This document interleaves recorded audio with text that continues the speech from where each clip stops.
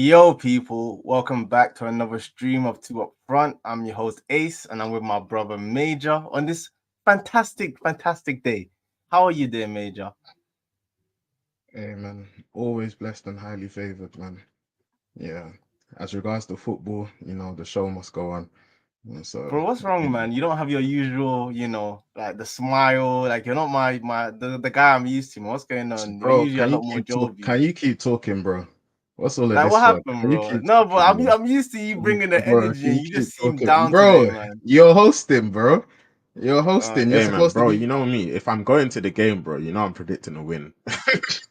You know that, bro. So if I'm going to the game, I'm predicting a win. So A few moments later. Definitely the worst performance I've witnessed at Old Trafford. It was shambolic, embarrassing, pathetic, whatever you want to call it, it was that. I was gonna wait a little Bro. bit longer, but you triggered me, so I have to just jump in straight Oh, away, man. it's all right, bro. I'll let the viewers know that you also predicted a United win, bro. I did, but I'm not So United let it fan, be so it known, don't bro. matter. Yeah, no, so It let don't it be matter what I known, bro. predicted. It Let don't it matter be what I known, predicted. bro. Yes, I did. And I a thought couple of United your were gonna analogies win, are but off. that's not what Yeah, happened. bro. That's Let it not be what known, happened, man. man. That's not what Let it be happened, man. known. Major, I I saw your didn't. post match here. I saw your Mhm. post match here, and I was like, oh my boy is in pain. My guy is in Oh, pain, but bro. you're just there in the rain, Hey, discussing the man. match straight after. No, Yeah, man. seriously, jokes aside, man. How are you doing? I'm good, bro. Are you I'm actually good, good? bro. I'm good, bro.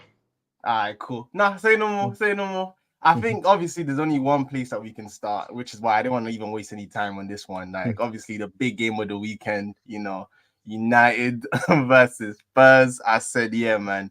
I was there watching the game. I already said it before the weekend that I couldn't lose in this one. Understand? Yes, you're right. I predicted the United win, but I also said Yeah. United win, Spurs win, draw. Either way, I'm happy. Understand? Both my Mm-hmm. ops, the two teams I hate the most, they're going at it. So there was no way I could lose in this one. Mm-hmm. So yeah, bro.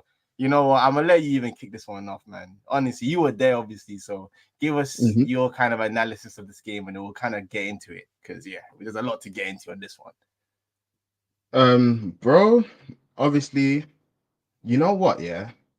Like, it's one of them ones, and I've said it, and I think we're gonna talk about things today, and then afterwards, bro, I'm sorry, because I think I'm just gonna be referring to things that I've already said.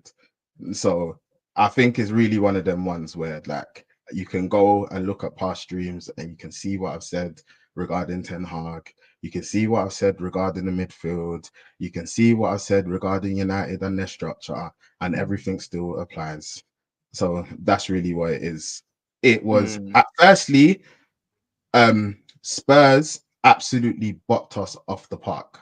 Like that first half, firstly, from a United perspective, is the worst mm, first half I've ever witnessed at Old Trafford. Like it was horrible, like shambolic, like yeah. pathetic. Everything that I said in the post match, it was that, like I said, everyone get the dictionary out, use your adjectives, whatever you want to use to describe it. Like, yeah, it was that. Like, it was absolutely horrible. So, yeah, like Spurs from minute one, Van der Ven, like that run, Bro, like, you would have thought that you literally, guys would have learned from the previous game where you had another literally, defender do the exact same thing to you, and you guys allowed it to happen literally, again. literally, like we're all watching and we're like, this guy just keep isn't what he's just going. Like Like, no one's gonna is stop anyone him. gonna stop him? Like he's just going. Then it was actually a really good pass across, and then yeah, Johnson gets the goal. Yeah, did And you see then the whole yeah, thing of man. Johnson smiling before the woman came to him because he said, "Yeah, Yeah, this is man. this is cash money, man." He said, "Yeah, this is So 4-4." so it's yeah, man. It was that. But yeah, overall, like the first half, like we were lucky. Again, I think I said a lot of the stuff in like the in the post match, but yeah, we were lucky to go into the half, um, not conceding more. Spurs thoroughly deserved their lead. They were much better. And I think even in the pre-match, I think actually like there was a big disservice done to Tottenham and Ange, like when you were doing the comparisons between the two, because yeah, Mm, Tottenham have their deficiencies, they have their problems. Yeah, we've mm, spoken about them being naive, they're high line, but they're clearly coached team. Like you can see, they've been coached. Like the United team are not coached. Like it's night and day. Like it's mm. night and day. Spurs had players missing. They had Yeah, And bro. What I'll was your tell you. thought 1 actually, minute, bro? bro. Let me Honestly, continue. okay, go One on, minute, bro. go on, go If on. if Werner Those opportunities that fell to Werner, if that was Son, then we're looking at a even worse thrashing. I'm happy Like, he wasn't there, man. We're looking at even worse thrashing. Like, but as regards to Ange, like, as regards to coaching, like I said, Spurs have their deficiencies, but don't compare Spurs and United as regards to how the team's been coached. Like, the United players, again, like, they didn't have a clue. They didn't have a clue. The Tottenham players clearly had a clue as regards to what it is that they were doing, what their plan was. Their press was absolutely suffocating us. Like, we couldn't get out. And when I was talking about an organized press, again, you can go back and watch the clips. When I was talking about United's press and how it's so disorganized and how it's not tight, the Spurs' press was organized, it was tight, and we couldn't get out. Like, it was constant, relentless. We couldn't get out. Everyone was pressing together. Like, United were in pieces. Like, they didn't know what to do. So Spurs, I'm going to give them their credit. Like, very, very good performance.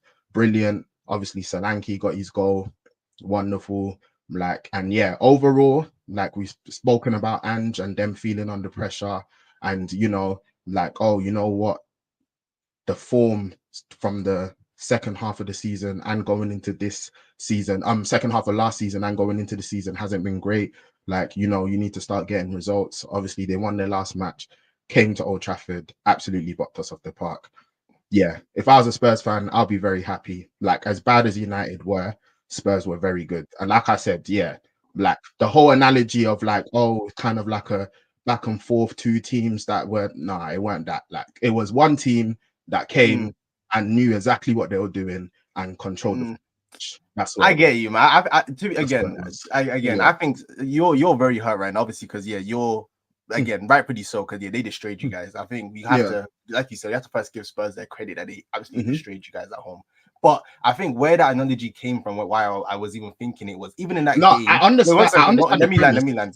So why I even said that was at 1-0, even though Spurs were peppering you guys still had some good opportunities through Xerxes. I think what's his name? Garnacho hit the post as well. So it was like even as on top of Spurs were, you guys also could have still equalized, and it could have been a different game as well from that point. Was kind of the point I was making, where I feel like Spurs, they're not clinical, but in this game they did what they need to do, and they battered you guys. So I think you can point to a couple of United chances, but then if we do the pointing to the United chances, then if we point to the Spurs chances. So if we're doing it like everyone takes their chances, then Spurs batter us. Like, of course, batter us. They do batter you. Overall, like in a game, like we know, again, we spoke about their deficiencies. Like, they can be naive. You will get opportunities here and there, but it definitely weren't any sort of end to end. That first half. But you guys were so bad. I think that's what was shocking. You guys were so bad. It was complete domination, bro. Like, it was complete. It was complete domination. Like, that's why it's like I can't even try and do the whole United were kind of listen. Nah. Fair enough, innit? Fair enough. Spurs controlled that first half, bro. Like, I was there, literally, we're all watching it.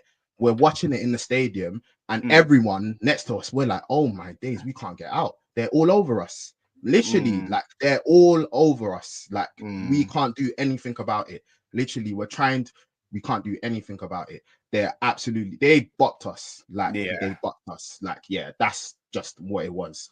So, from that perspective, from the United perspective, again, I've said it a million times. I feel like I'm repeating myself.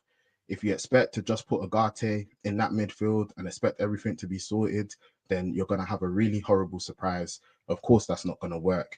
The team isn't coached properly. The structure is all over the place. The pressing is all over the place. The midfield is all over the place. Everything needs to change. We're really, really bad. But how did you guys get worse, though? Like, how did you guys get worse? I get the whole Ugarte shouldn't solve the issues, but like, you guys were like, that's also not why you were that bad. Like, why do you think you were that bad on the day? Because even players like Xerxes, Bruno, like, these guys couldn't string passes together.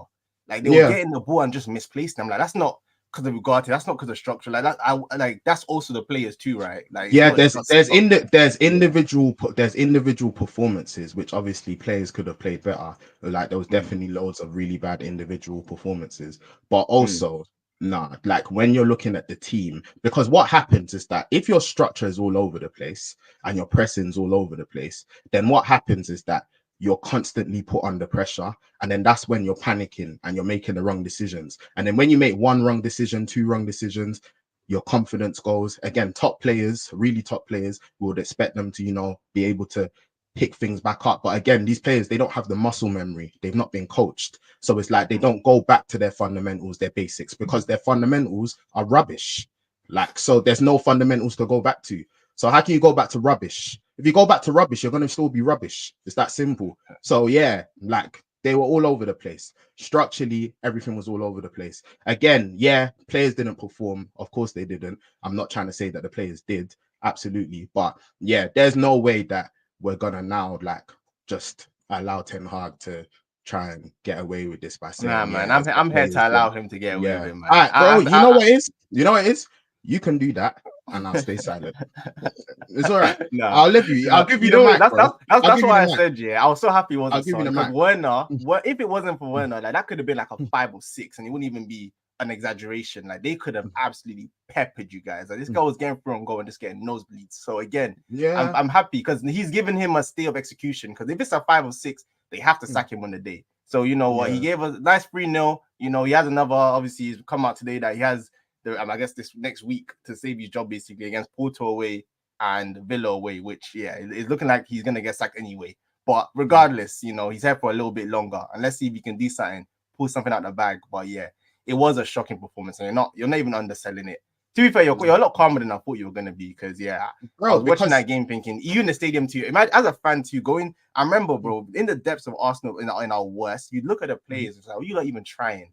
Like this is like player for player. Let's say like again, Spurs 100% giving them the credit, but I'm looking at Johnson, I'm looking at Werner, I'm like Solanke, good player, but like even their players, player for player, shouldn't be destroying you on the pitch like that. But again, I guess it ties back to what you're saying, where when you have no system, no structure, then it doesn't really matter what players you have. Again, there's nothing to exactly what Wendy said. Like the lack of structure means that players are left to their own devices, no cohesion, and easy to force errors. That's exactly what it was. It was like it was again like it was so clear the difference between the two teams as regards to one team has a structure and idea of what they're doing. I'm not saying they're perfect.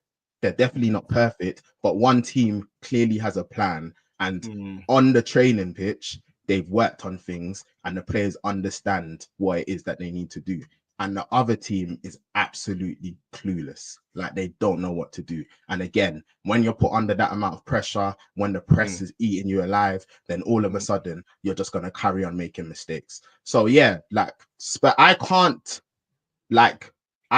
emphasize enough how Spurs bopped us off. I hear that. Well, you know what it is, bro. I hear it. And again, you know, I actually wanted to first talk about United. I think Spurs, we can get in their credit, but like United, too, you guys were so bad. So I think I want to hear more about it. I want to hear more about the end of the plays as well, because I also feel like they're also maybe getting away with what's it called, like the performance they put in on the day as well. Because I get Ten Hag structure, everything, but again, like I'm looking at the plays in this game, that are meant to be key cogs. I'm looking at Bruno now, like we were talking about before he got his new. Again, I don't know. Again, we can talk about that, whether you thought it was a red card or not. It was definitely very harsh. But even before that, it was an absolute stinker from him. Like, bro, but is that new though? Now? Like, but bro, is that new? It's not like, new, but then like the last stream, bro. I know, and we said Bruno, but each when you were saying the stats, talk about it. We can't just I hear you. I hear you. No, yeah. I hear you saying, but it's like when you're saying like we need to talk about the players and we need to talk about like Bruno on the performances. Like again, the reason why, you know, when you're like, oh, I'm much calmer than I thought you would be, because bro, I've said all of this stuff. Like, do you get me? With Bruno, when you were talking about, oh, you saw the stats, I said, bro, forget the stats, bro. Stinker. I told you, bro. Again, nothing could change, bro. Like, look, a lot of these players, a lot of the things that we've already spoken about, and of course, we've got to speak about it from game to game. So, of course, we're going to get into it. We're going to analyze. But I'm not going to be like, do you get me? Like, I'm not going to be like bringing new revelations, because there's things that I've just, like, there's things that I think United fans and like even neutrals, they're things that we've been saying for a very long time. So of course, like, we'll get into it, we'll get into the performances. But yeah, like, bro, like it's not new news. I think that's the thing. Like, it's not new news. But then again, because obviously there's a lot of discourse after the game too. Like, a lot of these players have been here, but it's like a lot of these players are Ten Hag players too. So why also has he brought in players that he hasn't been able to like even a lot of these players too are even probably his Ajax players. So even again, it's like, oh, why is there no system? Why do they not know what you want to do? Like, I think I'm just so Exactly. confused. Exactly, bro. I'm Like, so confused. again, it points to the fact that if Ten Hag has brought in his own players and there's still no system and structure, then it shows that there's a really poor managerial job. Like, there's Ten Hag is really poorly managing this team.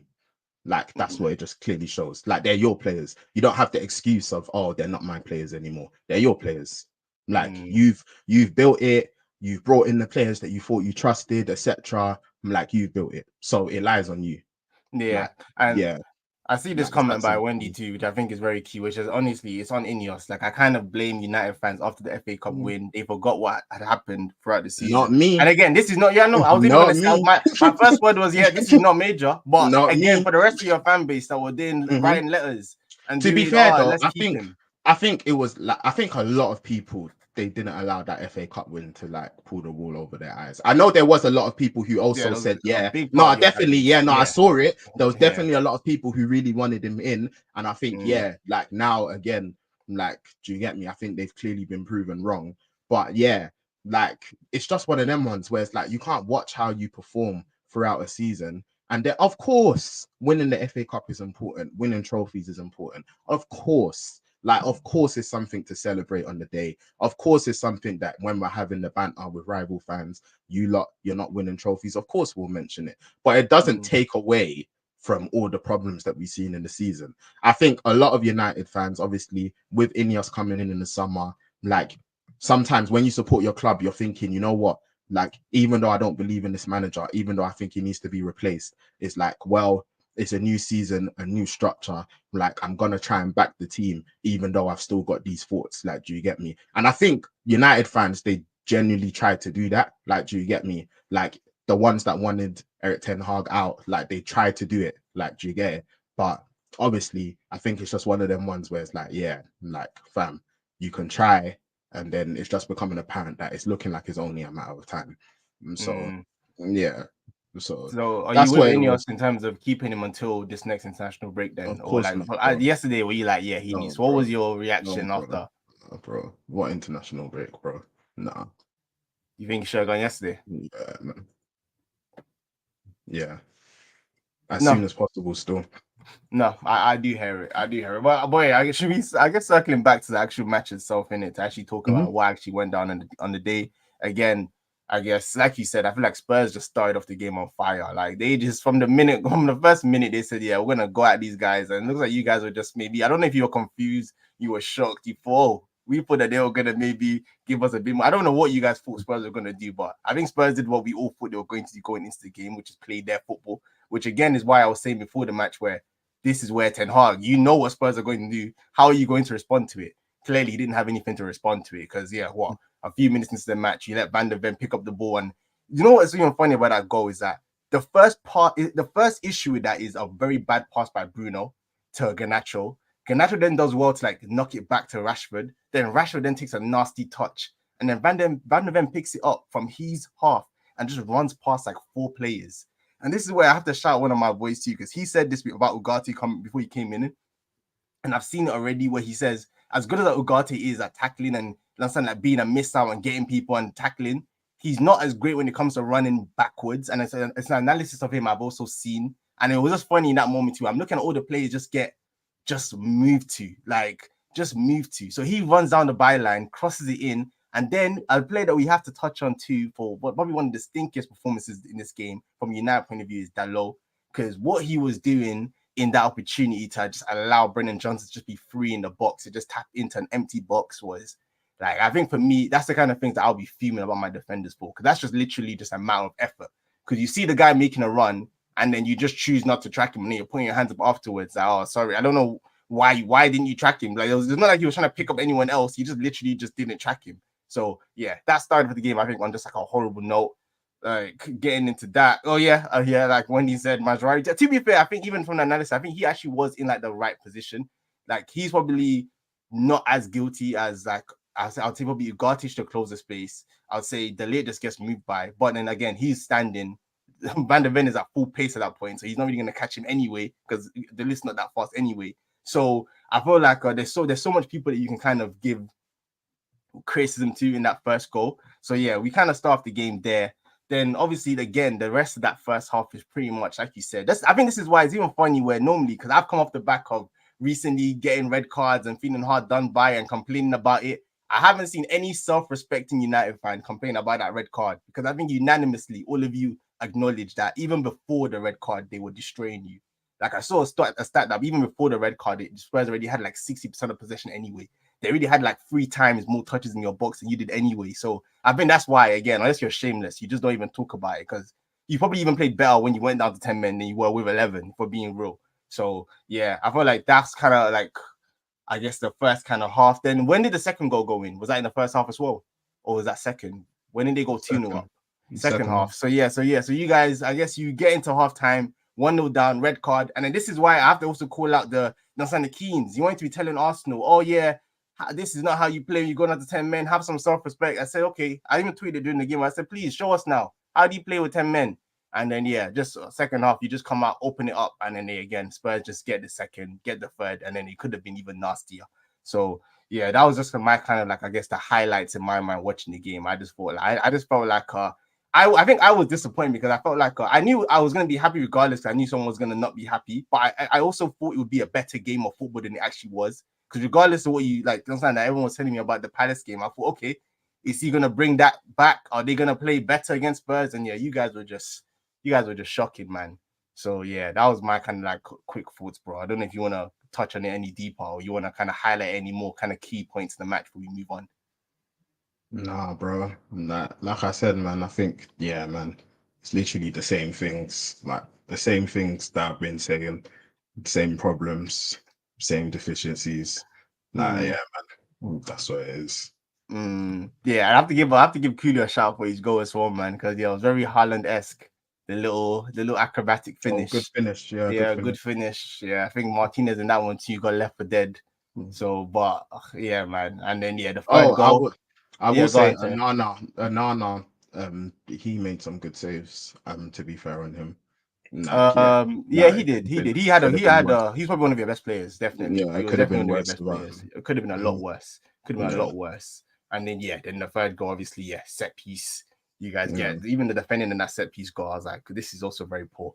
Just like, yeah, you think that you try and lock it down, make sure that you don't concede a goal like that. That's not a 10 men versus 11 men issue. Just defend the set piece properly. So yeah, then Solanke, fair play to him as well, because again, that was another player we were looking at going into this match, saying, how is he going to perform?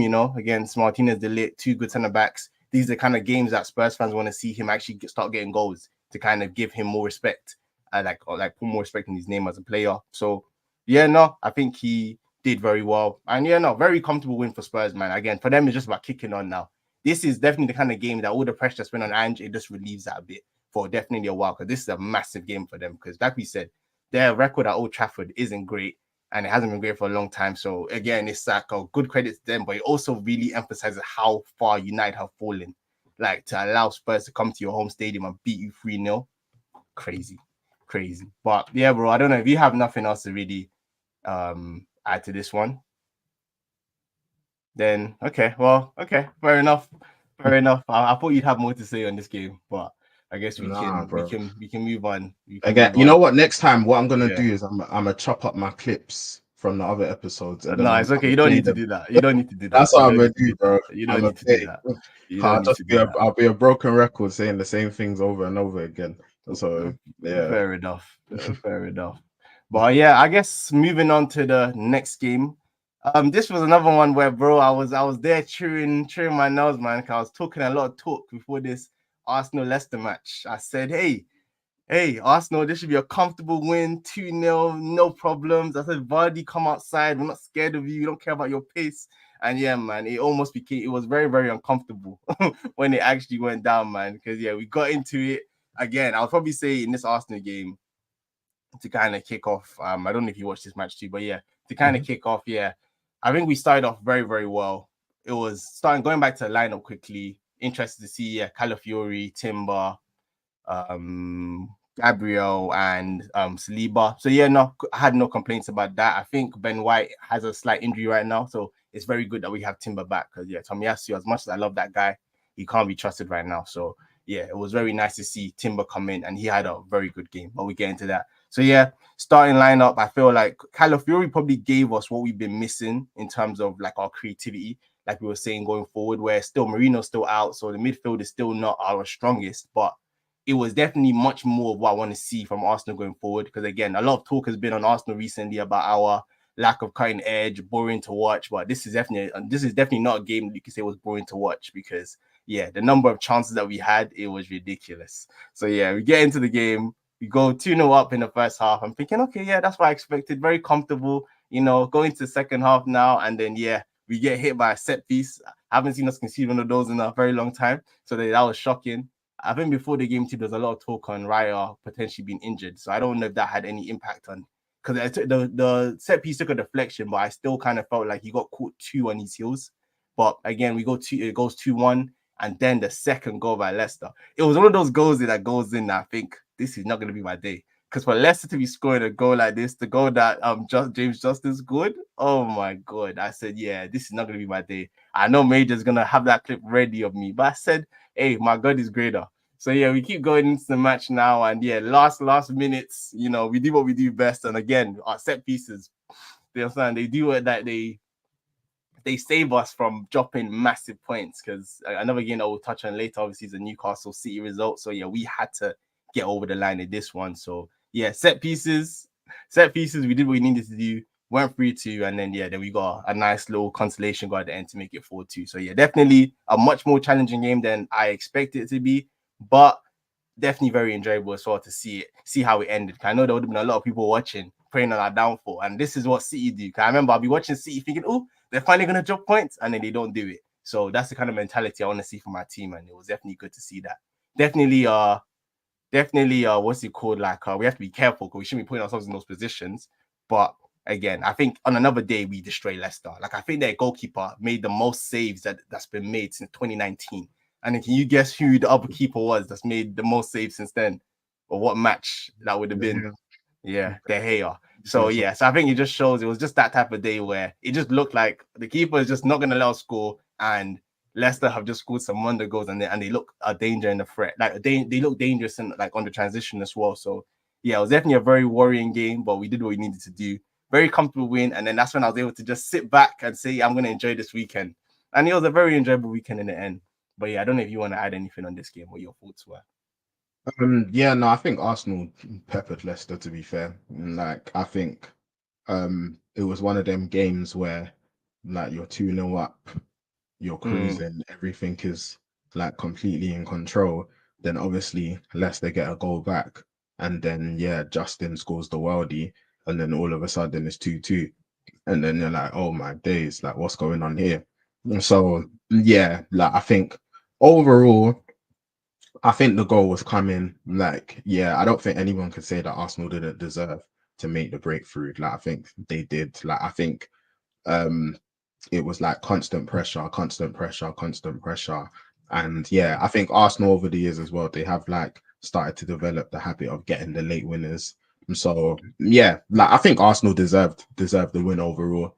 Obviously, yeah, like with the 2-2, like yeah, bro, I was telling you, like anything can happen in the Premier League. Like when you were talking, like so, yeah, like it was looking tight for a minute, but yeah, nah. I think Arsenal deserved the win. I think Saka had a really, really good performance. Like I think he was great. Like he played very well.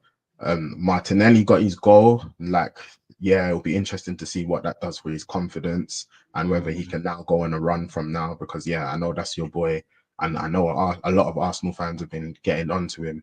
So yeah, it'll be interesting to see if off the back of that goal, like he can now start to go on a run and like he can really start to like try to get near to the levels that he was previously. And so yeah, I think that goal was really important for him. But yeah, like I think overall, like it was an important one for Arsenal to win because again, I think there's been so much media stuff, and I think there's been even like more quotes that have been released like regarding Arteta and Pep and etc. And yeah, like I think Pep, I even saw something where it was just like, yeah, like if they won a war, they can have a war. Like, do you get it? So it's like, yeah, like, and I think I saw a quote from Arteta where he was saying something along the lines of, you know, like yeah, like he doesn't want to be like the person who kind of like, you know, when you lose and then you get like the like well done kind of thing. Like I can't remember the exact quote, but yeah, like he was talking along the lines of that kind of a thing. And then yeah, then I think even when Arteta mentioned, like, you know, he was talking about, oh yeah, like I know City well, like remember I know everything that's gone on there and etc. And then Pep was like, I think he needs to be more specific. Like, you get me? Like, what are you referring to? Like, etc. So it's just like, yeah, like I think after all of that, like, and especially with City dropping points earlier on in the day, like it was extremely important that Arsenal got the win. So yeah, I think that's a very, very big win for Arsenal. Like, very important. And yeah, ultimately, whilst it was 2-2 for like obviously like a little while, like I think ultimately, like again, when you look at the game, I think it would be quite disingenuous to say that Arsenal didn't deserve to win. Like on another day, like you said, I think it could have been a much higher scoreline. So yeah, I think it was just one of them ones where yeah, Leicester were able to get back into the game, and then all of a sudden it's like, oh, you know, it gets a bit pressurized. Like it's like, oof, like the time's ticking, the ball's not going in the net, and then you're thinking, is it going to be one of those days? But yeah, Arsenal got the job done. So yeah, I think for you guys now, again, it's more so like taking each game at a time, and then obviously trying to strive towards your ultimate goal. Like, yeah, but yeah, the pressure, like right now, like, yeah, is on you guys because yeah, like I've said it before, like if this season ends and there's nothing there. Okay, yeah, we'll play your clip from last time, bro. You don't need to say it again. Don't worry, man. You don't need to say it again. You don't need to say it again. Nah, man. You don't need to. Man. Because I've already said with me, I'll always be like fairly. I've given Arsenal quite a lot of their dues this season. I've given them praise where it was deserved, and obviously I've been highly critical of my own team. And currently, we're not doing very well. Like we're like in an era where we're going like through a really bad spell, and obviously we don't know how long that's gonna last or not. Like, do you get me? But like, hopefully, obviously, as a United fan, we're hoping that things can change quickly, and then you know we can be in a position again where we're fighting for titles. But yeah, we're not exactly sure how long that's gonna last. How like this era is gonna last. But whilst we are in this era, like yeah, like Arsenal, yeah, like I said, don't let this Arteta era end with no prems. Like, yeah, don't let it happen because yeah, man, we will be there, bro. Hey man, it's all right. We can do mid up together, so it's okay. Bro, we will be there, bro. Because you know what it is, at least with us, is like we're not doing well. Like we're in the mud. Like we are bad. Like, do you get me? We are bad. But also a lot of the Arsenal fans, they be doing the talking. Like, do you get me? And it's like, and you know, with the Arsenal City, we spoke about it. Like, I like the fact that, you know, like you're trying to face the challenge head on, and it's like, okay, you know what? Like, we're not gonna fear away, we're not gonna shy away. Like, do you get me? Like, yeah, like we're up for this, like we're gonna go for it, like we're not scared. Like, I like all of that. But also what comes with that is that you need to get the job done. And if you don't, then we will be there. That's fair. Because when people are going through their bad eras again, when Liverpool were going through their really bad era, like United were racking up the titles. Like, do you get me? Obviously, whilst United have been really bad, City have been getting the titles. Like when United again post Ferguson, we weren't good. Liverpool, they picked up the Champions League, picked up the Prem. Like, so whilst obviously we're doing bad, like we're not doing well, like you guys need to make sure you get the job done. Because if you don't, then we will be there. Because also whilst we've been in the trenches for a long time. Again, 2013 since we last won the title, 2004 since you last won the title. So yeah, it's all right. Time waits for no one. It was also 10 years when we last won it. And then before it became 20. So well, yeah, no, that's what I'm saying. No, what I'm saying is that again, make sure that you finish the job because if you don't, again, cycles always happen in football. Like, do you get me? So you've got opportunity now. Again, Rodri is injured. You've been in 2 title races. You weren't able to get it over the line. This is your 3rd one. This is probably your best opportunity. If you don't get it done, we will be there, bro. We will be there. Because That's you fair. Arsenal fans, you lot can be talking and talking and No, talking. and and rightfully talking. so, man. Don't be like when Arsenal were horrible. United won, dunking on us every chance you got. You know what it is, bro. But Yeah. when you were Yeah. when the times you were referring to when United were talking like yeah, how you we were winning talking, stuff. we were Okay. winning, bro. That's We fair. were But now winning. When the that's Chelsea fair. fans were talking, they were winning, bro. Mm, Liverpool fans, okay. even when they've been talking under Klopp, they won, bro. You lot haven't won. You lot need to make sure you win. And if you don't, bro, you guys are getting cooked. I promise Okay. you. That's all I've got That's to fair. say. Don't worry. I'm gonna just There enjoy we the go. rest of the season until then. There we So go. we'll be cooking Cool. United on a weekly. Don't worry. Cool. Oh, But bro, yeah. fam. You don't, bro, trust me. Like, you know, it's one of them ones where it's like you can cook United, and then what's gonna happen is that when it comes to analyzing my team, bro, I think that's the weird dynamic when your team's not doing well, because other fans are cooking your team, and then you're looking at your team, and then you're also like, yeah, man, these guys aren't really good. But obviously, you're gonna protect your club in the ways you can. But we're not gonna now say, oh no, the football's great, or look at what we're like, because it's not, bro. Like, do you get me? The United fans, the majority of them want Ten Hag out.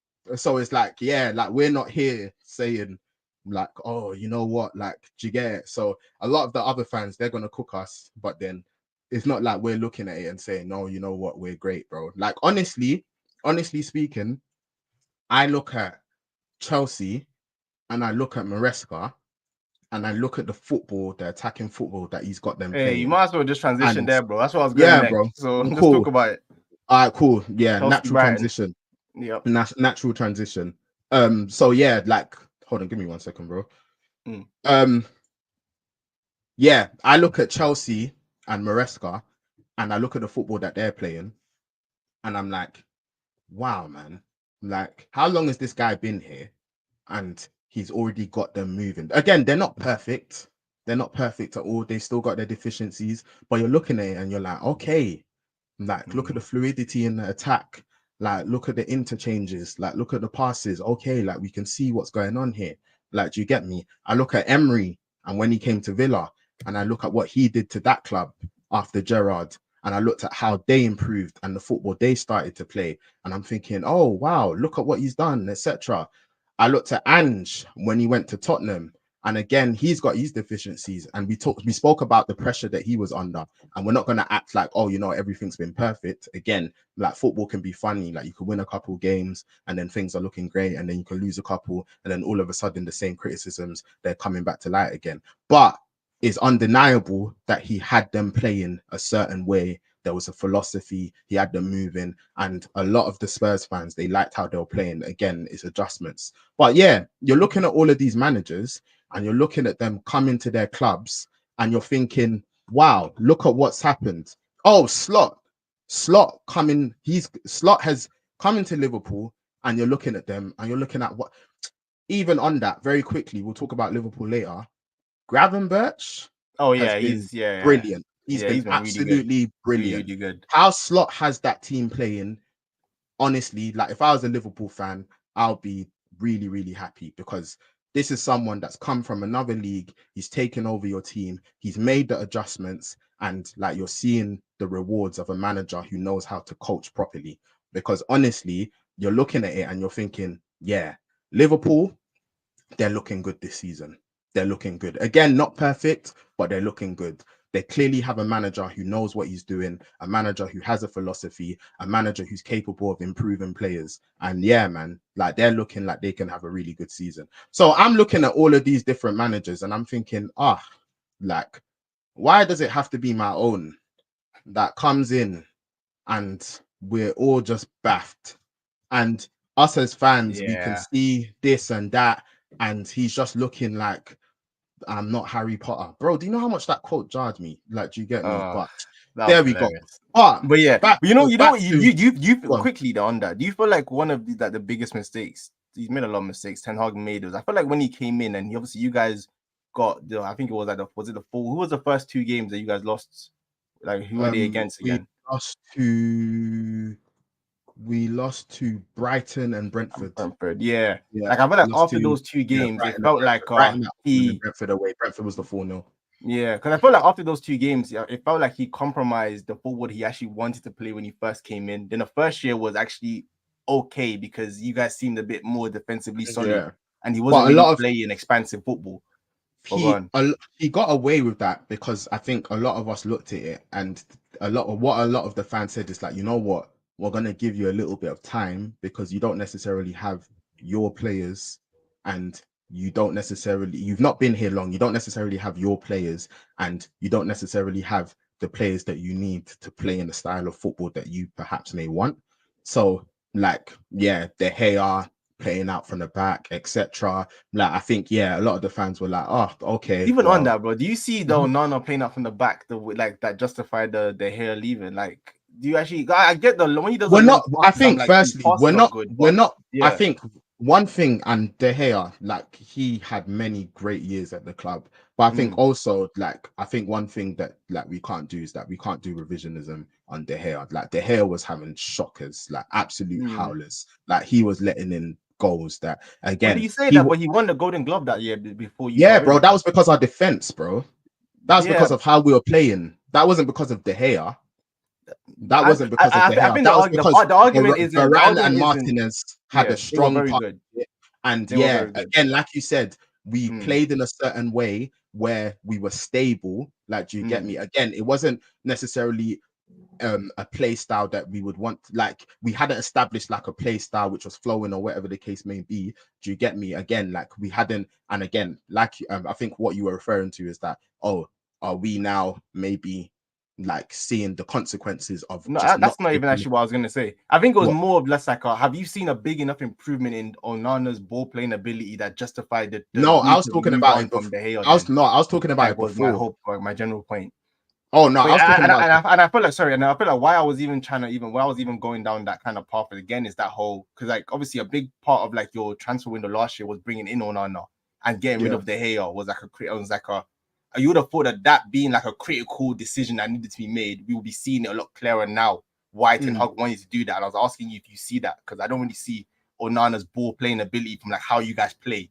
Nah, that's like we don't. Yeah. We Onana again, like yeah, a lot of his ball playing ability I think is improved, but again, like yeah, because of how we played, then yeah, it's not necessarily been evident. But the point that I was making is that also we're not gonna act like De Gea. Yeah, he was finished. That we signed from before, like yeah, like do you get me? So I think like whether it was then or a little bit later, a change was going to be needed with our goalkeeper. Like that was going to happen. So yeah, like because I've seen a little narrative amongst some people where they're like, oh yeah, we should have never got rid of De Gea. And it's just I'm not trying to do that. No, like yeah, like do you get me? Again, like it's what you were speaking about with West Ham when like a lot of the West Ham fans maybe they didn't want Moyes, and then you know they've got a new manager, and now people are saying, oh, like you see, like you should have wanted Moyes to go. And it's just like, okay, you know what, like whether you wanted Moyes or got, like if you wanted Moyes to stay and you thought that was the right decision, then fairs. But also like if they wanted another manager who thought they can take him up to the next level and play better football,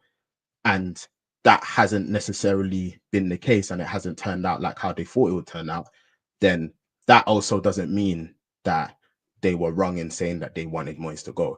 And I think yeah, like with De Gea, like whether you believe that, oh, you know what, we should have got a different keeper other than Onana, like, do you get me? That's a separate conversation. But as regards to like replacing De Gea, I think again, if it wasn't happening then, it was gonna happen soon. Like I think he needed to go. But yeah, as regards to how we're playing football and stuff, like obviously because of the system, because of the structure, we've not really seen a lot of the benefits that we thought we would have seen with Onana. And so yeah. But yeah, going back to Chelsea, yeah, man, like, yeah, like they're looking good, looking real good. I think, yeah, man, like we've just got to cut straight to it as regards to, you know, the man of the moment, Cole Palmer. And yeah, man, like he's an absolutely brilliant footballer. Like, he is, man. He is. Like, Major, we've spoken about this, isn't it? Like we've spoken about this, and I feel like I struggle now with Palmer a bit just because of the people in the group chats, man, are in my ear. Bro, that running this. Bro, I've even got a question for you, bro. Go on. I've got a question for you. Go on. Palmer, Foden, Saka. Who are you picking? Oh, that I'm biased. I'm always gonna pick Saka. I'm never gonna pick Palmer over Saka. But then the question is Palmer or Foden, and I'm picking Palmer, because Okay. that guy is ridiculous. Now I agree that what he's been doing. For So Chelsea for the if Saka didn't last- play for your club, would it still be the same? I also feel like Saka and Palmer are different players. Me and one of my boys have this conversation. They are a all the bit time. different players. Yeah, but I'm not. This is a yeah. hypothetical thingy, so it's I not hear it. even. But I think yeah. this is a general annoyance of mine. Where it's like I feel like Palmer should be being. I guess because we're Arsenal, and no one wants to speak to City because they know that they will just get hit with you just like we're better than you. But like Palmer should be getting compared to Foden, like in terms of players. He's not a similar player to Saka. Like I think him and Foden are much more similar in terms of their profiles and how they play than he is to Saka in the first place. Is my general annoyance with that conversation. But that aside, if Saka didn't play for Arsenal, that makes it hard because I'm biased. So right now in my mind, You know what? I'm always in a big Saka. But go on, you disagree with that? I hear that, but at the same time, I saw a lot of Arsenal fans also engaging with the "we think Saka's better than Foden" debates. Oh, with Foden? Yeah, no, but Saka and Foden, that made sense initially because it's only them two as like the young up and coming players. But now that there's three of them, I feel like it's Palmer and Foden are more similar than Saka. No, but like, why can't it? So if you think like Saka and Foden play differently, but the comparison was based upon them being young up and coming players, then why can't it be the three of them with Palmer? That's a good point. I just feel like I feel like when I now that you have a three, I feel like they should be speaking to Foden, and I think they have that's the argument. I feel like, in my opinion, but that's a good point. It's a fair point. If you want to just judge them as young talents, then fair. But I think if I'm judging them in terms of like what they do, if I'm doing it as like in a team, who am I playing? Like I'm not picking Saka over Foden or Saka over Palmer or Palmer over Saka. It's Foden or Palmer that's getting dropped, in my opinion. But I think that's how I'm reasoning it. But yeah, if it's young and up and coming player, then every team is gonna have their own bias to their player. But I'm not gonna drop Saka for Palmer or Foden. But that's being biased, and I know it's and biased. even if you were an Arsenal fan, I can't really do. So if you could only pick one, I don't think I could do. I'm not an Arsenal fan. Again, I'm gonna be biased. Yeah, they're saying the Arsenal fans are even saying biased, bro.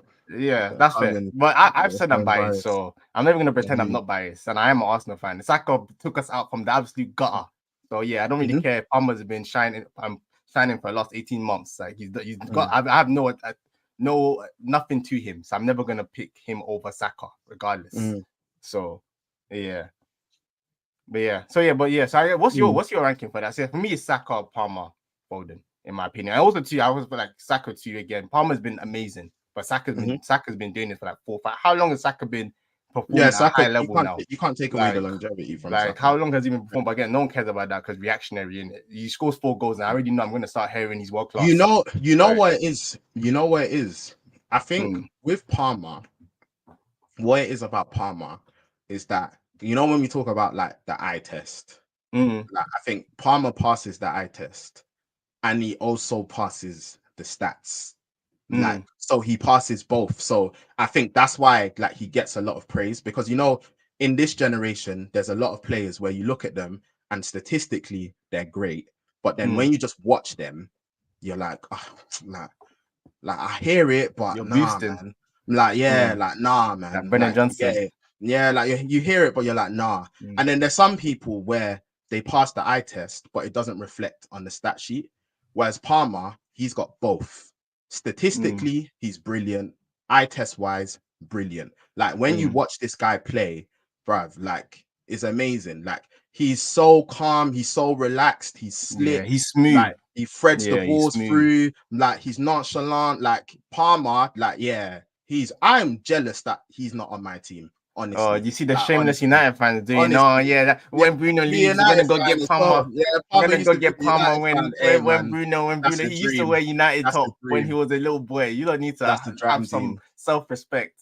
Look in the mirror, bro. It's a dream. But yeah, like I think that's the thing with when it comes to Palmer. Like Palmer, like you just look at him. Like say if you've never watched any of them in your life, and then you just watch a match and you don't know what their stats are and etc.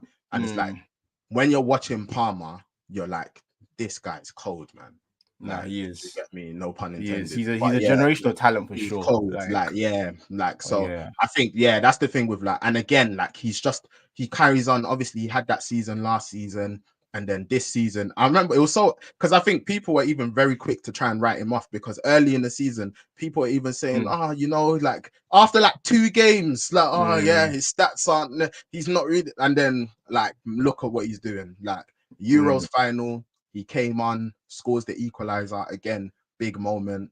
And so, yeah, he's still got to, like, some of the things that he needs to achieve, obviously, they're not like the fact that he's not achieved them is not his fault. Like, do you get me? Like, he's still got obviously the Champions League nights. Like, you know, he wants to prove himself on like that stage. Like, he needs to, or the goals when it really matters as well in tight games. Like, yeah, like, you know, title races, like, etc. Like, so yeah, like he's got to like get to those stages. But yeah, like I think even in like when it comes to like being decisive and scoring important goals for Chelsea, like he's done that. But obviously Chelsea just aren't competing in the end of the table that they would want to be. So like, yeah, like he needs to be like up there, and then obviously then I think obviously he can add, we can see if he's capable of doing that. Like, do you get me? Me personally, I believe he is.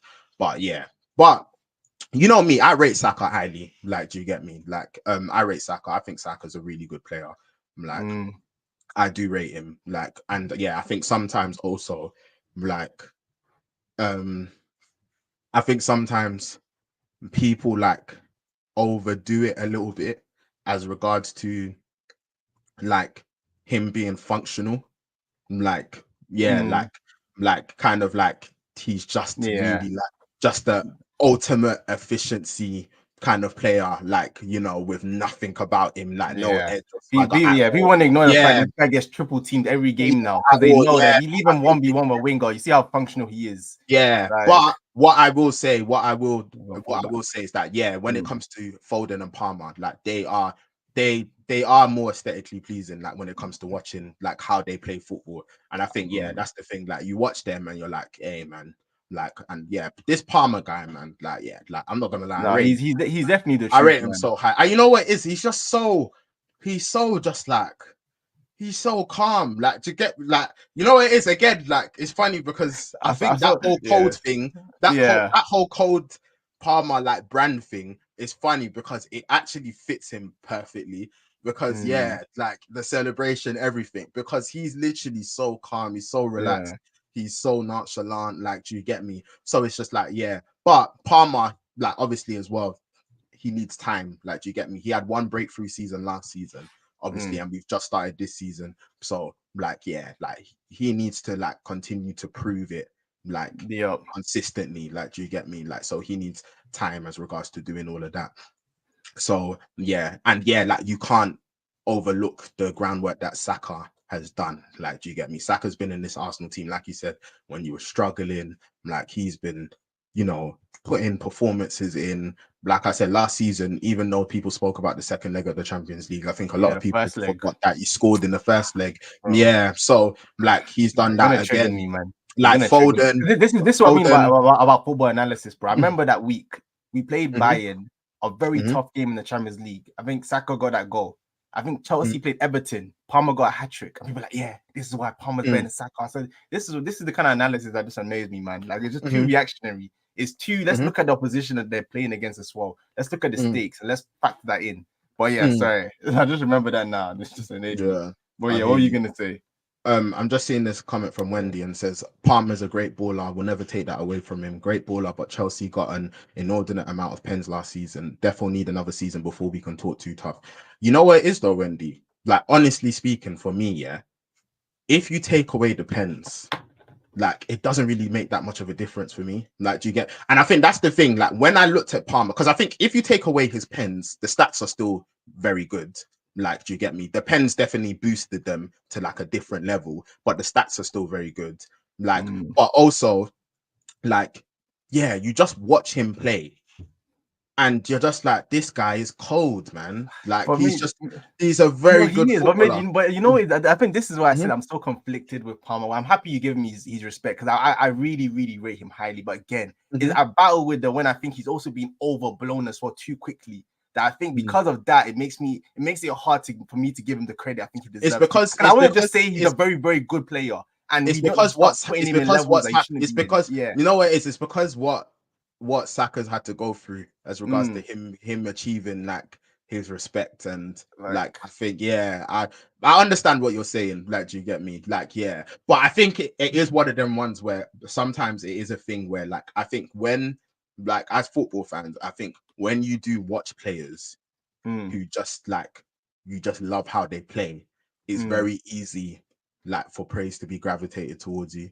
Like, you look at it and you're just like, yeah, like, this guy's cold, man. Like, do you get me? Like, you look at it and he's cold. Like, there's players where it's just like, you look at them, like, before they've even, like, I remember even like when I first saw like Kobe, like in the youth team, I watched him and I said, this guy's cold, man. Like, he's cold. This cold. And even watching your Nwaneri.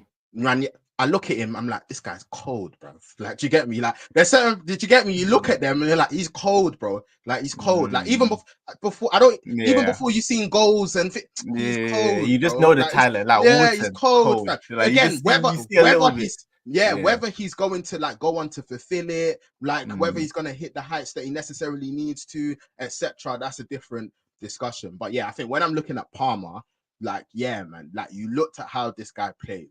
You just look at how he plays, and it's just like, yeah, man. Like, you're looking at him, and it's just like, especially because Palmer, you're not looking at him. He's not super speedy. Like, do you get me? Like, he's not super quick.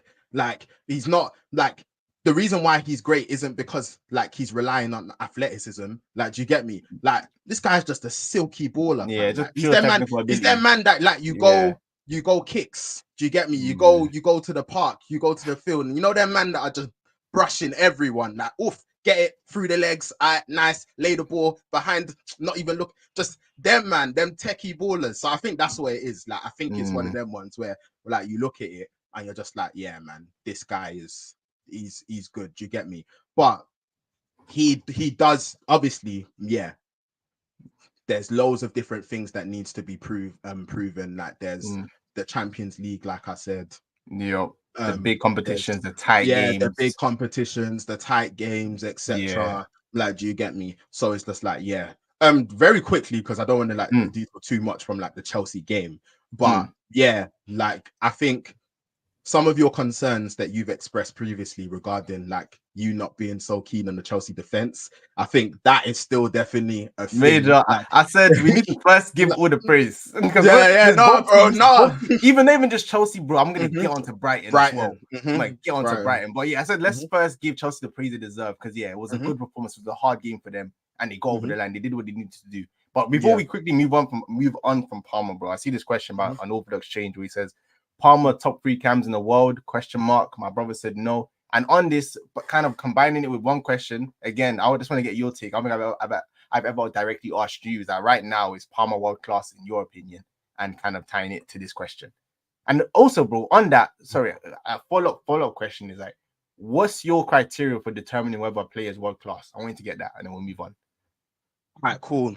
I think when it comes to the world class thing, like, it can be a bit techie, because I think like different people have different definitions. So some people, for example, they say if you're top 5 in your position in the world, then you're world class. With me, I don't necessarily agree with that. I think if the standard of players in that position overall is not of a certain level, then I don't think like you necessarily, just because, like, for example, if you're looking at one position and like, yeah, like the quality of it is just not to the standard that maybe we would want to see, then I don't think necessarily because you're one of the better players in that position that necessarily makes you world class. Like, yeah. So the whole top 5 in your position, like, it can be, but I don't think it's like an automatic thing, me personally. So yeah, like, and I think a lot of people, they've done a lot of comparisons between generations. So people have spoken about, you know, the level of strikers, like, you know, some years ago in comparison to the level of strikers now. Like, do you get me? And it's like, we've even spoken about like, oh, you know, in the Messi and Ronaldo era, like, you had your Neymars, your Suarez's, like, do you get me? But it's just like, if they were playing currently, those Ballon d'Ors will you even have players like Sanchez's that were below that. Like, do you get me? Like, so it's like, Yeah, like there's so many. Hazard never won a Ballon d'Or. Like there's so many like great players. Like, do you get me? So yeah, like I think sometimes like it is difficult when it comes to like having like a precise definition, and that's the thing about it. Like I think there's certain criteria, but also like there's a level of like subjectivity, because I think different people's definitions, they're gonna be different from one another. So yeah, with me also, and I think this is the funny thing as well, yeah, because I think you can look at someone and you can say, I believe this is a world-class player, but he hasn't yet had the opportunity to do the things that are needed to prove it. And it's one of them ones where it's like, when he does that, then like, so for example, if a player you believe is world-class hasn't yet achieved the quote-unquote things that are needed to like be categorized as world-class, then when he does achieve those things, was he not world-class before if he was playing at the same level? Like, these are the questions. You know what like, it is? I so think did Wendy's coming here, I think kind of directly. yeah, in hindsight, oh my days. I think that's one of them ones. So I think sometimes, yeah, like when they've gone on to achieve those things, you can look back and you can say, yeah, they were world class. Like, do you get me? Like, we just needed them to tick this off and tick. And I think that's where the discussion comes, because I think some people, they believe they're gonna go on to achieve those things anyway. So they're saying, you know what, I'm saying it from now. This guy's world class. And then what will happen is that they'll go on to achieve those things and they'll be like, I told you. But some people's definition is like, you know what? I feel like this person could be world class, but until he does X, Y, and Z, I am not saying that this person's world class. Do you get me? So then they go on to do X, Y, and Z. And then now, like, there's like a debate going on, because some people are saying he was always world class. We tried to tell you, you lot weren't hearing it. And the other person was just like, oh, you know what? Like, it's not that I necessarily didn't think that he couldn't get there, but for me, until you've achieved X, Y, and Z, like, he's not. So that's the thing, because I think a lot of the time you look at players and it's like when you're counting their quote unquote world-class years, like, it's not just when they got to the pinnacle where they, you know, won that trophy or scored this. Do you get me? Like a lot of the time, like when you look in hindsight and what they achieved, then you're like, oh yeah, like from here, like this can be added. Like it depends. It depends what the factors were. It depends what the criteria, like what was going on at the time, etc. Do you get me? But then there's some players where it's like, oh, you know what? And I think that's the thing, because I think for certain players who maybe you're looking at them and it's just like, you know, there's certain players where you look at them and you're just like, you are just so good at football. It's just that can you just quickly go and achieve this. So because we all know you are world class. Like, do you get me? And there's some players where it's just like, bro, I don't even really like how you play like that, but fam, the stats are undeniable at this point. And what the trophies you've won, the trophies you've won at this point, it's like, what can we even say? You are world class, man. Like, do you get me? We've got to give it to you. Where there's certain players where you're looking at them and you're like, oh my, bruv, this guy is so cold. Like, do you get me? Again, when we're talking about players that are cold, again, Lamine Yamal, bro, you look at him, like, do you get me? And you're like, this guy is cold, bro. Like, he is cold.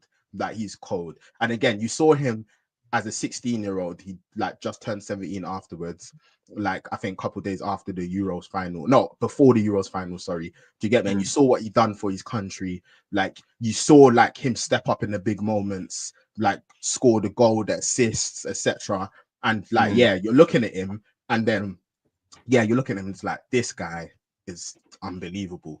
Like, do you get me? And it's like, obviously now Barcelona, like, we'll see what happens with La Liga, like Champions League, etc.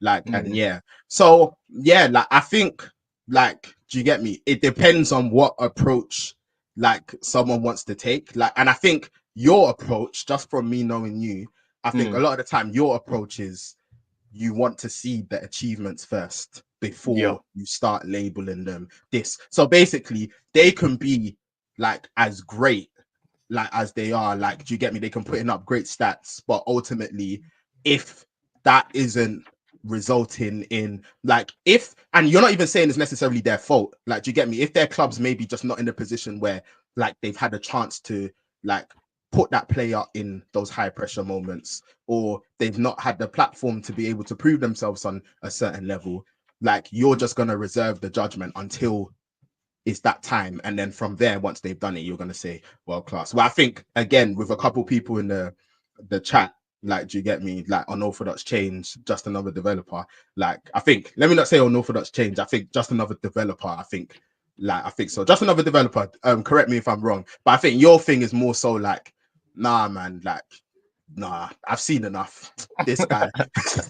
Cashing it in. I'm cashing it in. I'm cashing it in. I'm cashing it in. And again, it's going to be one of them ones that, like, do you get me?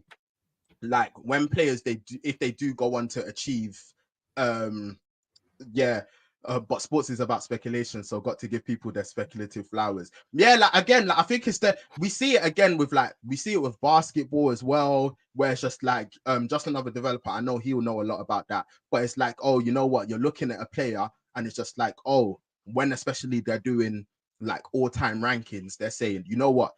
Some people they say, you know what? This guy is so cold. I'm gonna put him here. And some people are gonna say, until he wins 2 rings, 1 MVP, 2 finals MVPs, he can't go above here.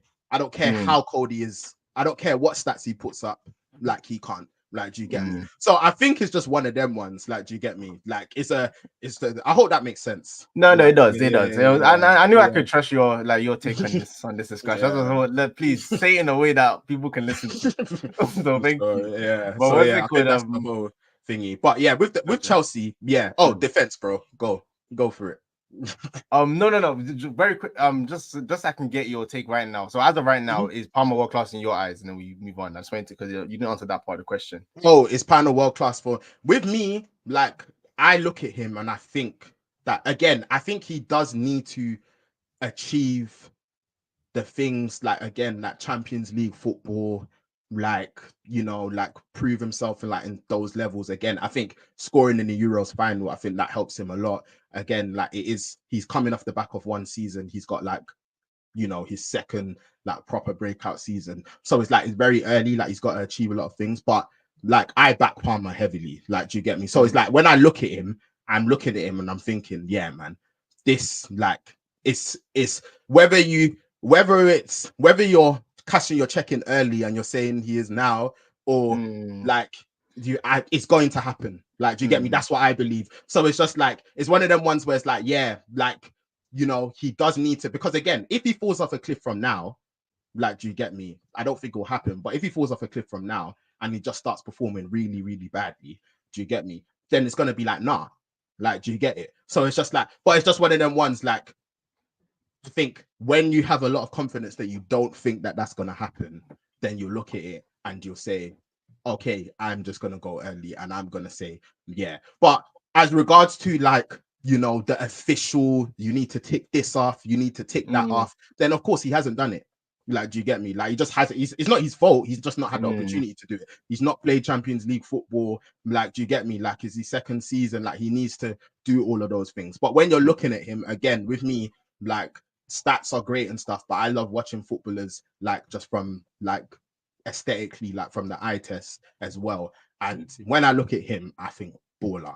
Like, his decision making, everything that he does, like, it looks great. So yeah, like, I look at him and I think, yeah, man, like, for me, like, I understand the, like, reasoning as to why, like, you know, you wouldn't want to categorically say it there. But with me, I think, me personally, I think, like, yeah, if it's a thing of, like, he needs to achieve X, Y, and Z, I think he's going to do whatever it is that people want him to do in order to be categorized as world class. That's my opinion. Do you get me? Like, yeah, I think he's cold, man. Like, so yeah, but also I do understand, like, why, again, especially the Arsenal fans, when it's just like people are saying, you know, Saka hasn't done it at Champions League level, and he's not done it at this, and he's not done it at that, and whatever. And I think, again, some of it. So even the Euros example that people want to use for Palm, like, Saka's done 20 times what Palmer's done for England. A lot in England, yeah. He's done a lot for England. Saka's done a lot, bro. I'm telling you, again, I think a lot of it is, again, like, it is just like a like Yeah. you watch someone and you're just like, this I guy. hear it. I hear it. There's certain players where it's like you get it like that. Like obviously, Mm. even like last season, you know, even like I was saying with like Kobe, like even Mm. rival fans like that don't like us, that think we're rubbish. They'll look at him and saying, this guy's cold, man. Like, do you get me? It's just looking at it. Like me as a United fan, like I'm looking at like Ranieri and I'm thinking, this guy's cold, man. Like, do you get me? And I think there's certain players, like you look at Palmer and you're just like, this guy is cold, bro. Like, do you get You me? can see the talent. Like, yeah, like he's just cold, bro. Like he's Yeah. just cold. Like, do you get me? Like he's just, yeah, he's just cold, man. So yeah, rate him highly. No, and no, I guess to kind of tie up these three kind of comments in one, I think it'll be a good way to kind of answer all of them, because I see Lira asked earlier, if Saka is world class and we are comparing Palmer to him, then maybe it's not such a hot take. Then Unorthodox Change says, so Ace, is Saka world class then based on your definition? And then I think I kind of really liked how this example that Wendy gave, where she says, example Totti. He played for Roma side where he wouldn't necessarily be competing for the highest club honors. So even though he was rated at the time, it was capped. But now in hindsight, we rate him as, I guess, a world-class player. And I feel like for me, this is even why I will even sit here and say right now, I don't think Saka is world-class, because I still think he needs to do more in terms of like for Arsenal. Again, it's not his fault. Because again, if we had won the Prem, like, again, even like with Foden, I was fighting the Foden world-class until last year, until I said, you know what, I can't argue no more. See, you have now. He's done what he needed to do. It will be disingenuous now, for me to be arguing this. Winning, getting them so over the line. While Arsenal haven't won anything, and Saka hasn't won anything, in my eyes, he isn't world class, which is why it's especially annoying when Palmer's been popped even higher than him. Popped there. Again, I think what often happens is that again, there's the checklist, and then there's the how you feel about a player. Like, how good do you think a player is? And I think it's one of them ones where it's like, I think sometimes what happens is that you look at a player and you're like, this guy is so good that like, I love how he plays football. I love like how he goes about things. I think he's gonna get there. Like, do you get it? But I think again, like you said, you do also need to check off things. Like, do you get it? So it's just like, and sometimes it's weird because sometimes it's not just always as straightforward as winning trophies. Yeah, bro. There's examples. Kane is world class. Like, do you get me? Kane, he was labeled world class. He's world class, etc. But he didn't win anything. He didn't win anything. But it comes after a certain time. It's just like, you know what? Again, context matters. You're playing for Tottenham. No disrespect. And then also, it's a thing where it's like, you know what? Like the consistency. Like, and we've also got eyes. Like, we're watching it. Like, do you get me? Like, we're looking at what you're doing. We're looking at how you're finishing chances. We look at the numbers and we're like, okay. So, like, it's one of them ones where it's just like, like, that's why I'm saying this. Like, it depends. Like, the formula. I think you said it perfectly. It's because like, there's no clear, this is what it means to be world class. Yeah, it's like, objective. You get me? So it's about how high the bar is for you. Yeah, the bar. Whereas, so with me, I think I have to look at things that like a certain, like, I think you have to contextualize things. Like, do you get me? Like, you've got to look at what team are they playing for, like, etc. Like, I think you've got to look at like because even that's another thing, because you are playing for a team that's not necessarily challenging for the title, it doesn't mean that there's not pressure on you to take the team to a certain point. Like, so it's not you also the same way. If you're challenging for a title and you know you've got good numbers, but then in those pressured moments you didn't deliver, where it's going to be held against you. It's the same way that maybe you're not challenging for a title, but maybe you're challenging for top 4, and in those pressured moments when they needed you to step up, you didn't deliver. Like, it also needs to be looked at. Like, you know what? Like, it needs to be relative. Like, do you get me? So it's just like, like, again, like, I think again, it's one of them ones. A lot of people look at it and it's just like, obviously, I know there was the whole joke thing with Kane that obviously he's gone to Bayern and then he didn't win anything and etc. But obviously, again, you saw his numbers for Bayern and they were brilliant. And then obviously we'll see what happens this season. But when he was at Spurs, a lot of people looked at it and they were just like, you know what? Like, we can't wait until Kane wins a trophy for him to say he's world class, man. Like, cause yeah, man. Like, it's just disingenuous. Like, do you get me? It's just disingenuous. Like, we can't wait. Like, bruv, look at what this guy's doing, man. Like, do you get me? Like, it's one of them ones. So I think it's also that. Like, do you get me? Like, if a certain player they're putting up a certain level of numbers, like consistently, year in, year out, and they're doing what they can in relative to the team or the situation they've been placed in, then you look at it and you're like, hey man, like we gotta give it to him. Like we've got to give it to him. So yeah, and then there's certain players again that you look at them and they're like, you know what, I don't like watching you play football.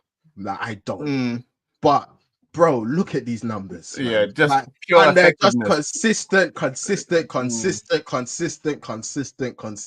consistent. And it's resulting in you winning trophies and you're being decisive, and it's just like, well, like, do you get it? So it's like, I think that's why a lot of the time when it comes to players, like we see this argument so many times, like we look at, like, again, there's the whole aesthetics versus stats. Like we've seen it with like Hazard and Salah, like, do you get me? And people look at the two players and it's like, oh, who's better? And then, you know, some people say, oh, you know what, I believe Hazard, like, even though he didn't have the same stats as Salah, like he was just a better player. And then some people are like, nah, I believe Salah's the better player. Look at what he's done. Like, look at the consistency that he's done it for, etc. So yeah, man, I think this is like, it's a really good topic, to be fair. Like a really good conversation. Like, yeah.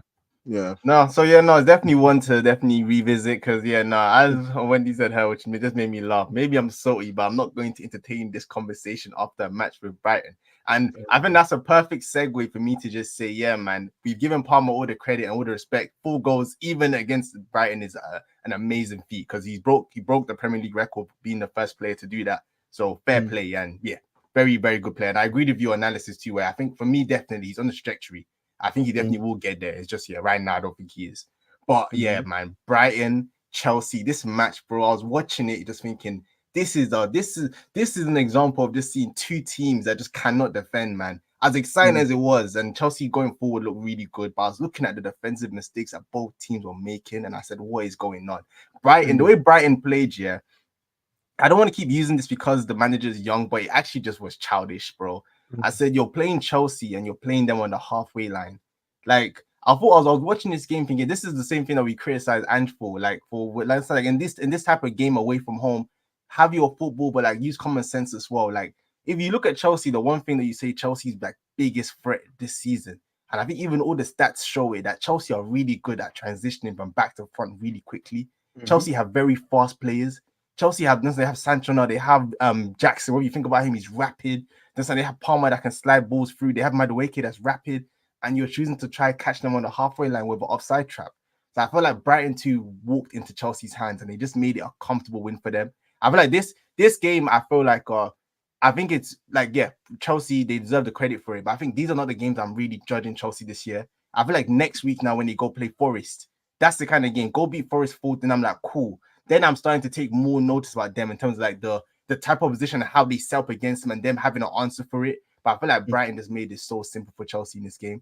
But yeah, fair play to them. So yeah, I just felt like watching it, even the goals Chelsea was shipping as well. Sanchez, I was saying it. I think I had the exact clip where I said Chelsea is when they start to hold a bit of pressure that you start to see Sanchez flapping at things. And I said, this guy, you just flapping, making mistake after mistake. So yeah, that was my quick kind of thoughts on this game. And we apologize to Jackson, and I don't know, man. I hope it wasn't premature, because this game he did not have his shooting beats on at all. But yeah, so that was my kind of thoughts on the Chelsea Brighton game, bro. Don't know if you want to have any words before we move on to the final fixtures. Yeah, no, I think defensively they definitely still need to tighten up. It's still definitely a work in progress. Attacking wise though, I do really like how things are flowing. So yeah, I think if I was a Chelsea fan, I'll be optimistic. But yeah, they definitely do need to like shore things up at the back. And like, because performances wise this season, like they've had some good performances, but then also like we saw like the Bournemouth result. And like there's been like, so there's been times where like they've so sample size is still small, but you know what, one good thing is that it's always good when you're able to score goals. Like that is good. Like, so like if your attack, like again, if Palmer can continue to like put up numbers, like, and like the rest of the attack can help out Jackson, and then also Jackson can like go on a good run and consistent. like be consistent, then that's really gonna help. Like, but then obviously if Jackson was to like start misfiring again and then they're not able to put away their chances, then that could be a problem for them. So I think they'll just probably be hopeful that the improvement that they're seeing with Jackson, it continues. He is consistent, like he is able to put the ball in the back of the net. And then if you've got Palmer also putting up the numbers that he can put up, along with your Maduekis, your Sanchos, your Nkukus, your João Felixes, your Pedro Netos, then man, like it's looking good. So that's what I think Chelsea.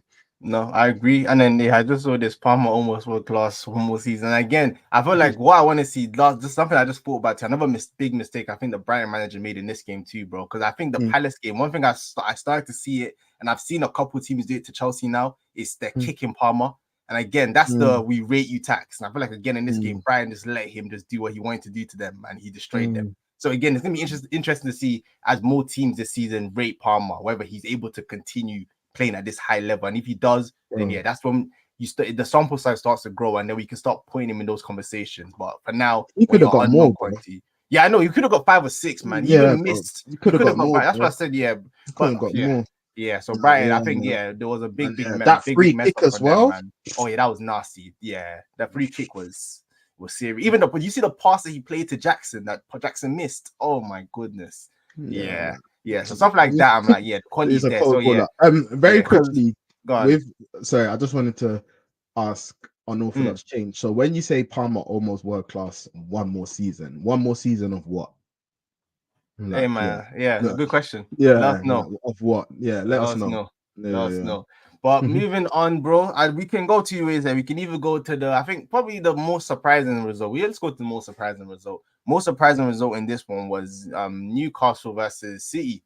Because again, this was the first test, no Rodri. We said, how is Pep gonna figure this out? How is he gonna configure the team?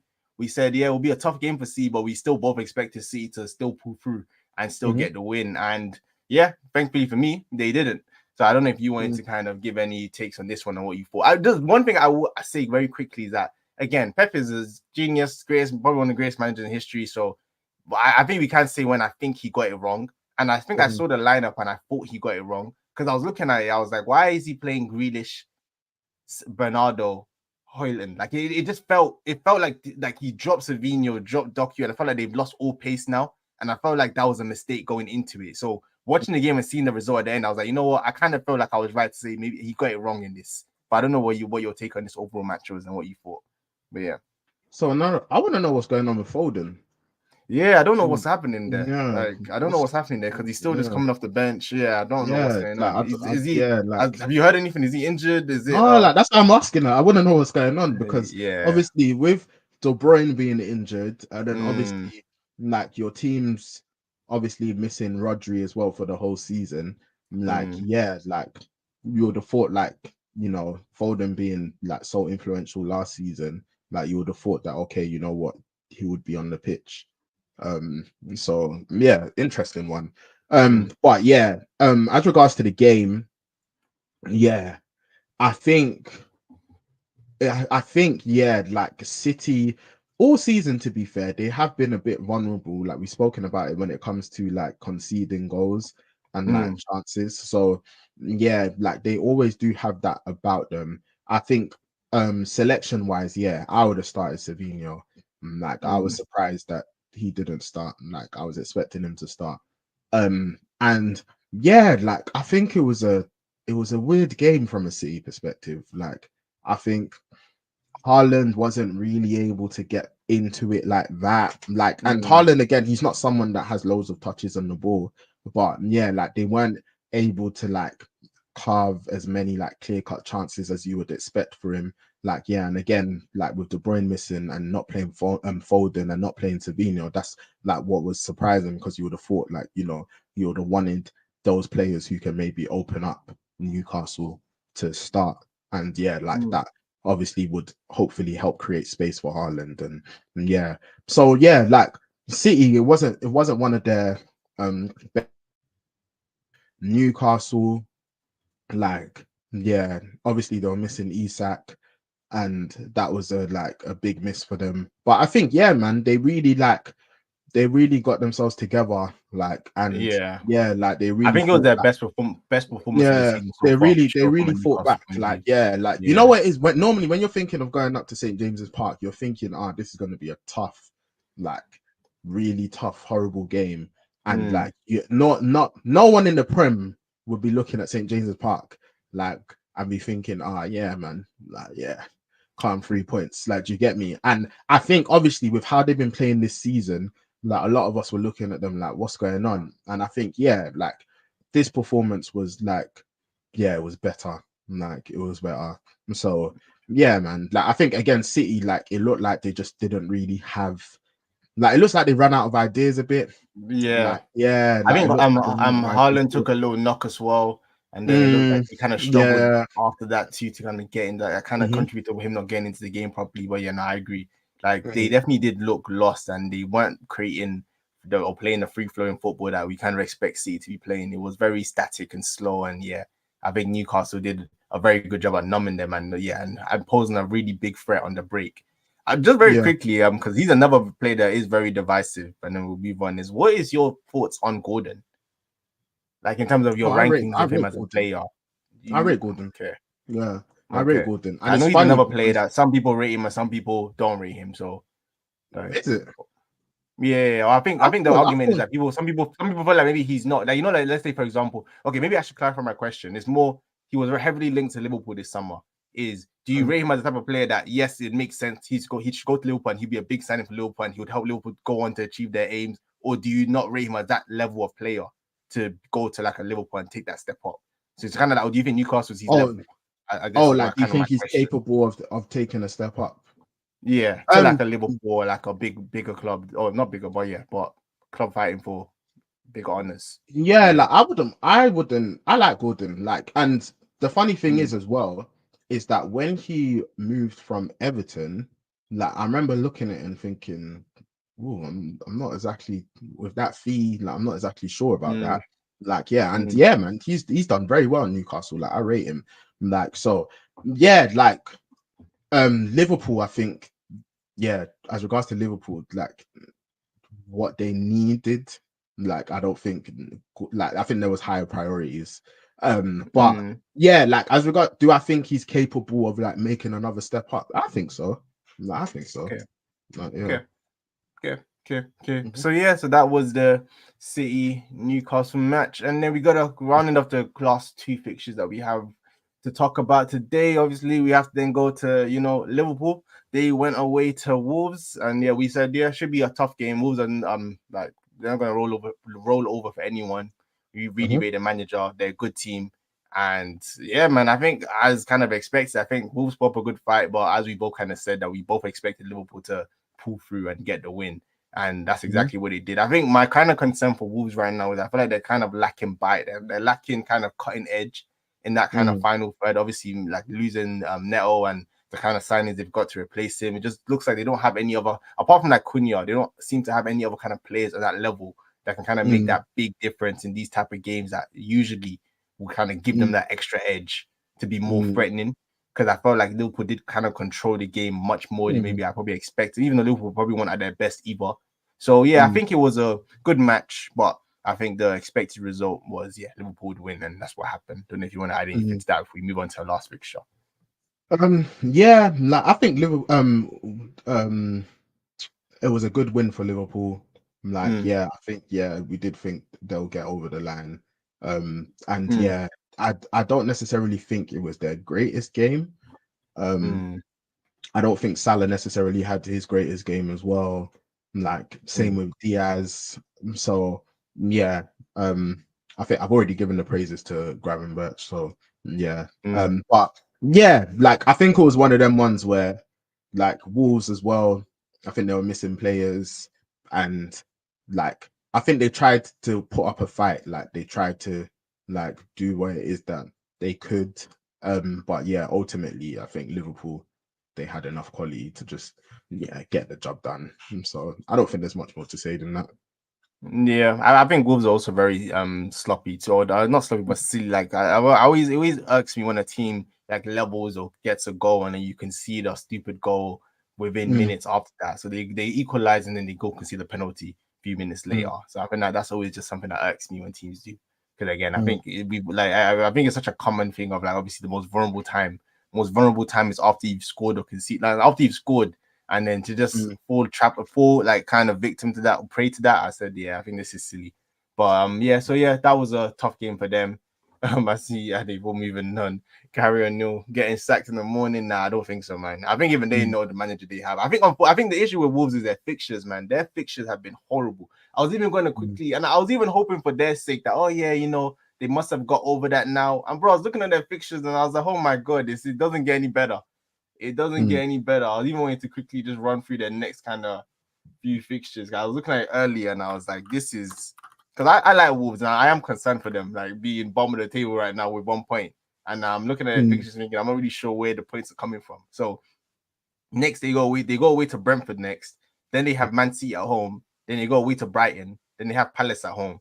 And then they have like Southampton at home. And then Fulham away, then it gets a bit. But yeah, even then, I'm like, yeah, Wolves, they need to start picking up points quickly. And the fixtures they have ahead of them, they're very difficult. So I thought that was an interesting one. But then swiftly moving on to the final fixture. This was like the fixture that we just said, yeah, man, this was more West Ham versus Brentford. We said this was them games that was going to be so hard to call because we said we know what Brentford are going to do. They're going to do what they need to do to make sure that you're not going to leave happy. And if it means that both teams have to take 1 point, they're more than happy to do that. And which is not what you want to do when you're Lopetegui come in and you had a horrible start to the season after an amazing transfer window. And all you need now to relieve some pressure is to get a W. And, Brentford did what we expected Brentford to do. They held out to a 1-1 again. I think they broke another record being the first team to score 3 goals within the first minute in back-to-back. I'll go in the first minute in 3 consecutive games. Yeah, which that's is crazy. ridiculous. Like, and Mbeumo, even then, Mbeumo goal was so funny because they reminded me so much of the goal he scored against Spurs. And I was like, this guy just has this volley in his locker. Like, I swear, I've been saying it, boy. If that guy had a hairline, his PR would be different, man. Bro, I remember when we were having the when we were doing the preview, we were talking about Brentford's attack. And I was like, in Mbeumo, and then obviously you rightly mentioned that Whistle was out, and I was like, I hear that, bro, but in Mbeumo, like, you're right to emphasize. You're right to emphasize. Mbeumo, he's a serious player, man. Yeah, I rate him. So he's a serious player. Even talking about players taking a step up, he's definitely a player that teams in the Prem should be looking at, like to see if they can prize him away from from Brentford, because he's a really good player, man. And then I think that was the fixtures that we were meant to talk about. But let me just show people what the prediction table is looking like, because we have to always do that at the end. If I just get that open, this is what it's looking like so far. So obviously I'm now on 20 points, you're on 16, because this is becoming a bit of a trend now where we seem to get a lot of the same fixtures correct and then not getting the right scoreline. So that's something that we both need to have a think about going into this week. So I guess kind of running through our predictions and what happened very quickly. In the big game, we both went for a United 2-1. Obviously, that's not what happened. United versus Spurs. Spurs won that one convincingly. Then we went Arsenal-Leicester. I went for a 2-0 Arsenal win. You went for a 3-0 Arsenal win. So we both will be quite comfortable, which it definitely wasn't comfortable at all. Liverpool-Wolves. I went for a 2-0. You went for a 3-0.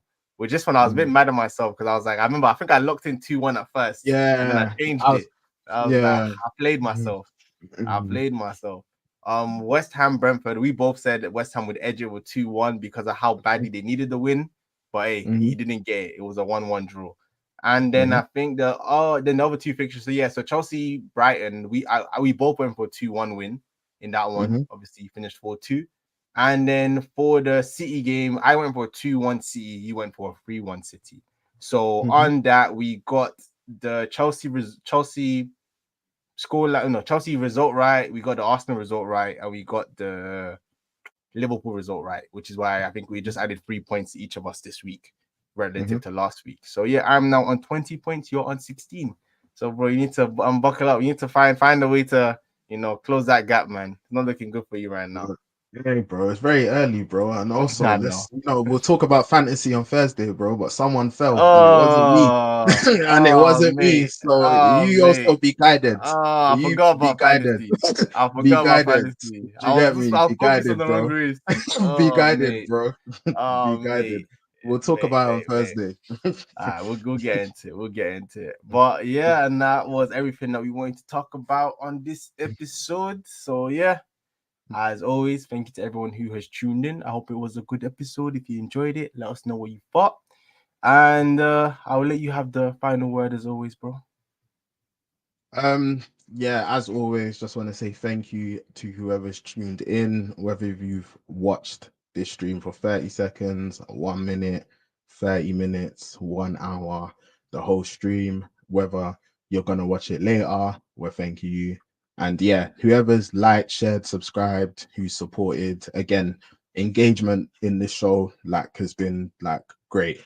Honestly, it really helps the show. And it's nice just having a conversation with all of you guys, and obviously different fans, different clubs, having the discussions. And obviously I'm a United supporter, Ace is an Arsenal supporter, so when we're discussing other teams, it's always nice to have people who actually support those teams to give their opinion, because obviously we can't speak on behalf of the fan base, because we're not fans of those clubs. So it's always nice having actual fans of those clubs giving their opinions on their teams, and maybe letting us know about how the fan base is feeling regarding certain things. But yeah, overall, again, thank you for all of the support. It's always appreciated. And yeah, man, hope everyone has a great week, and we will be back for the preview episode to discuss another round of Premier League fixtures. Yeah, man, and I think there'll be some Europe, Mr. Ten Hag. I think he has a tough game this week against Porto. I said yay against Porto. Oh yeah, man. So yeah, we're gonna talk about that.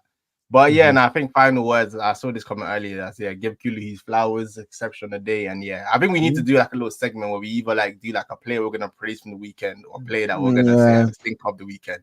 And yeah, I think he was an underrated player that did really well this weekend. So I just wanted to give him a little shout out before the end. But yeah, so thank you everyone for tuning in. Very, very, very, very quickly, just very quickly on that.